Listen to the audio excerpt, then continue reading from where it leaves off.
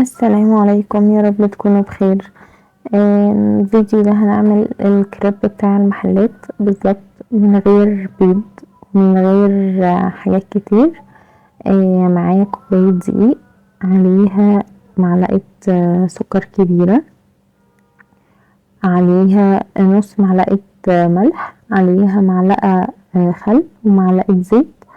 وكوباية الدقيق بتاخد من كوباية لكوباية وربع مية، بس انا بحط ربع كوباية من اللبن وبكمل الباقي مية، وهبدأ ان انا اضربهم عادي بايدي، مش بيحصل تكتلات ولا اي حاجة. ممكن تستخدمها كوبايتين دقيق مش كوباية. فهي الكوباية انا قلتلكوا مقادير الكوباية بتبقى ايه، ممكن عادي نضاعف الكمية. اول ما الخليط يتكون معايا ويبقى بالقوام ده، هبدأ ان انا افرد الكريب بتاعي.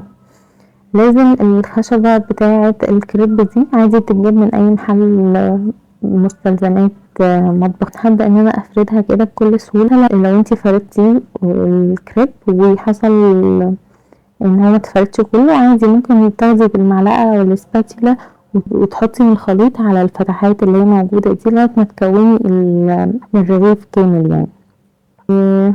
شايفين اول ما يبدأ ان هو يلون بسيط كده، بروح قلباه على الوش التاني ويبقى كده جاهز معايا. هفرد الكمية كلها بتاعتي. هو الكوبايتين دي عملوا 2 كريب كبير معاهم واحدة صغيرة. شايفين بقى لما استوى معايا، شايفين طري اوي ازاي.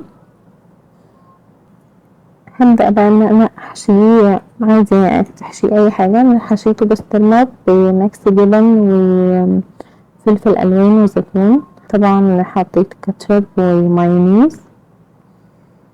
والتطبيقة بتاعته بقى ان انا باخده بلفه، مش بعمله مثلث، عشان يبقى يعني يتقفل على قدر الامكان من تحت، ما يبقاش من تحت مفتوح. بلفه، مش ان انا بقفله من الناحيتين، لا انا باخد ناحية واروح لفاها لغاية ما اخليه مثلث.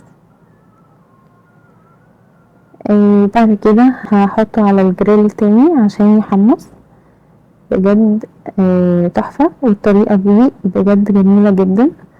وبيطلع مقرمش من بره وطعمه بجد زي المحلات بالظبط. جربوه وقولولي رأيكم، واشوفكم على خير الفيديو الجاي.